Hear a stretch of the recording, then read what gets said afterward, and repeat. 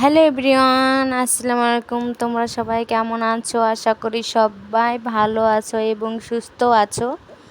তো আমি আবার চলে আসলাম নতুন একটা রেসিপি নিয়ে। এটা হচ্ছে পাঙ্গাস মাছের ঝোল।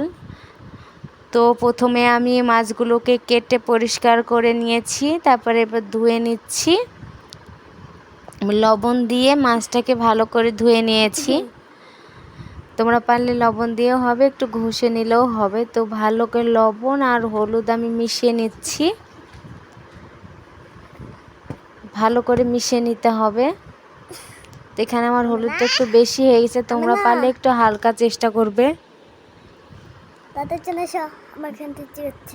তো এবার আমি কড়াতে তেল বসিয়ে দিয়েছি, দিয়ে একটা একটা করে আমি দিয়ে দেব।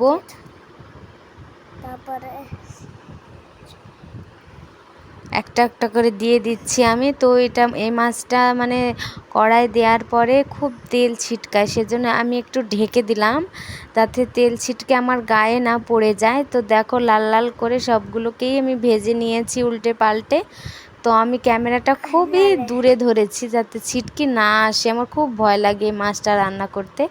তারপরে আমি বেটেছিলাম মরিচ, পেঁয়াজ আর হচ্ছে জিরে, এগুলো বেটে আমি তেলে দিয়ে দিলাম। আমি পেঁয়াজকে টেস্টটা আমি দিই না, পেঁয়াজ বেটেই দিই।